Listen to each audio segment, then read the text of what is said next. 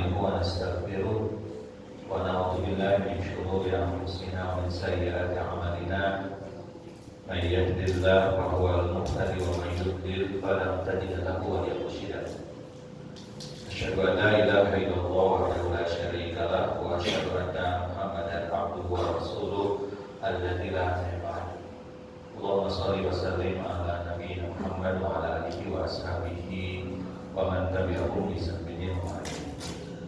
Alhamdulillah wa syukurillah, kita panjatkan puji dan syukur kepada Allah Subhanahu wa taala. Sore hari kita bisa bersilaturahim kajian ilmu, semoga pertemuan ini menjadi jalan Allah limpahkan rahmat dan maghfirah untuk kita semuanya. Salawat dan salam semoga senantiasa dilimpah curahkan kepada Habibina wa Nabiyina Muhammad sallallahu alaihi wasallam, kepada keluarganya, kepada para sahabatnya, pada semuanya, termasuk bagi kita semuanya. Semoga kelak di akhirat nanti kita termasuk orang-orang yang telah mendapatkan syafaat dari beliau. Amin. Bapak Ibu yang bertemu Subhanahu wa taala, satu hal yang sangat penting bagi kita yang ingin terus berproses dalam pembersihan hati dan penyucian jiwa adalah ma'rifat wa dulu, mengetahui efek dosa bagi kita. Karena seringkali ketidaktahuan orang akan efek negatif dosa, orang jadi nikmat berbuat dosa. Seperti halnya, mohon maaf, kalau ada orang sakit kepala, dia tidak tahu jenis-jenis sakit kepala yang dirasakan, tidak pernah berkonsultasi, nanti akan menganggap enteng penyakit sakit kepala itu. Tiba-tiba nanti orang itu kena serangan jantung, meninggal dunia. Orang-orang suka negatif ini, jangan-jangan dokter salah diagnosis katanya. Padahal tidak punya riwayat jantung, kok meninggalnya karena serangan jantung. Padahal sakit kepala itu boleh jadi ciri awal tekanan darah tinggi yang menyebabkan jantungnya bermasalah, misalkan begitu. Beda halnya dengan orang yang tahu, Pak. Jadi ketika dia sakit, dia akan tanya konsultasi. Seandainya orang musyrik, seandainya Allah menghendaki kami tidak akan berbuat syirik dan bapak-bapak kami. Jadi kami berbuat syirik karena siapa? Karena Allah. Padahal Bapak Ibu semuanya, manusia itu kan punya pilihan, betul ya? Pilihan takdir. Akhirnya Nabi Adam makan fa'akala minha fabadat lahu ma sawatahuma wa tawma yasliman yang menolak kerja dan kita Allah. Apa kata Nabi Adam?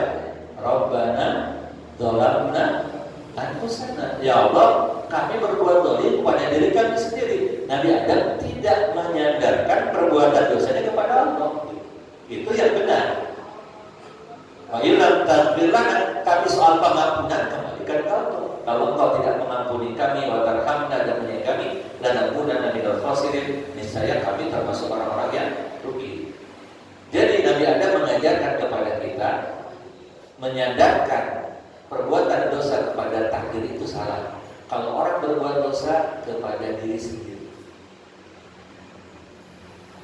Makanya ada ungkapan, Pak. La yuhtaju bil qadari 'alal ma'ayibi wa yuhtaju bihi 'alal masawibi. Tidak boleh menjadikan takdir hujah atas perbuatan maksiat dan dosa, tapi takdir boleh dijadikan hujah atas musibah yang menimpa kita. Jangan ada orang, mohon maaf, kenapa kau sih takdir dari Allah? Gak bisa begitu. Orang berbuat zina takdir dari Allah, gak bisa. Sebab dia milih berbuat itu. Tapi kalau musibah, nah itu bisa takdir, betul.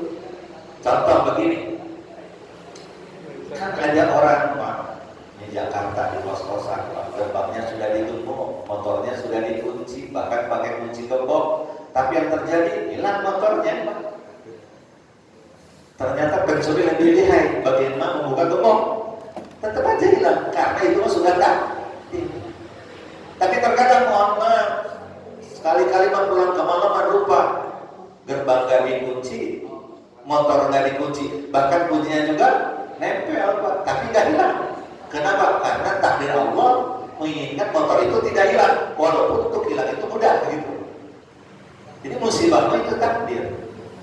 Tapi kalau berbuat dosa maksiat itu pilihan manusia, gitu ya. Kalau orang berbuat dosa, berbuat maksiat, maka manusia akan mempertanggungjawabkan pilihan itu di hadapan Allah Subhanahu wa taala. Gitu. Nah, ini sikap yang pertama. Sikap yang kedua, Bapak Ibu semuanya, adalah mereka ada orang-orang yang berbuat dosa, tahu Allah Rahman Rahim, tapi mereka itu tidak pernah mau tobat. Terus saja geruh dengan dosanya, terus saja melakukan perbuatan dosa dan maksiatnya. Alasannya apa? Satu di antara dua. Pertama, biasanya orang-orang yang demikian itu terpedaya oleh apa? Oleh harapan palsu. Roja itu harapan Pak. Harapan palsu maksudnya begini. Ada orang yang saya mau berbuat dosa, tenang, Allah juga Maha Rahman Maha Rahim, gitu ya. Ya, nanti juga diampuni sama Allah. Nggak begitu. Orang kalau mau taubat harus ikuti aturan Allah. Gimana? Istighfar, taubatnya kebaikan. Ya mah tidak. Terus saja. Kalau diingatkan tenang, dan nanti Allah ini yang ampuni bukan kamu. Kan gitu. Nah itu terjebak itu. Atau yang kedua, orang berbuat dosa itu dan tidak pernah mau taubat karena merasa dosanya sudah begitu banyak. Jadi istilahnya kalau orang Sunda itu bilangnya kagum borontok, Pak. Jadi kadung basah mandi sekalian, Pak. Gak usah lah namain tobat juga gak diterima. Dosa gua udah banyak banget gitu. Ya. Makanya tidak mau tobat dia Bapak Ibu semuanya. Padahal kita tahu dalam konsep kita, kata Allah, "La taqnatu min rahmatillah." Jangan kau berputus asa dari rahmat Allah. Innallaha yaghfiru dzunuba jami'an. Allah akan mengampuni dosa semuanya. Satu-satunya dosa yang tidak ampuni adalah dosa syirik. Itu pun kalau dia belum tobat sebelum meninggal dunia. Gitu Pak. Innallaha la yaghfiru ayyushraka bihi wa yaghfiru ma duna dzalika liman yasha. Begitu Allah menyampaikan kepada kita. Bahkan kita tahu dalam hadis qudsi Allah menyampaikan kepada kita, seandainya ada hamba berbuat dosa, dosanya sebanyak buih di lautan, lalu dia datang kepada aku memohon pengampunanku, dia tobat, aku akan ampuni dosanya walau balik, dan aku tidak menghiraukan berapa banyak dosa orang itu. Yang penting dia mau tobat. Makanya hati-hati kalau ada orang berbuat dosa terus-menerus diingatkan, yaitu tadi alasannya satu di antara dua. Kalau tidak terjebak dengan roja palsu, atau yang kedua karena merasa sudah banyak dosa tanggung, ya begitu. Nah ini perlu kita hindari dua sikap ini Bapak Ibu semuanya, ya gitu. Sikap yang ketiga, nah ini yang wajib Bapak Ibu semuanya. Mereka yang berbuat dosa sadar Allah Maha Pengampun, Allah Maha Penyayang, lalu dia segera tobat, segera istighfar, segera melakukan perbaikan. Allah sampaikan di surat Al-Imran ketika Allah menyampaikan kepada kita karakter orang-orang yang bertakwa. Kata Allah apa?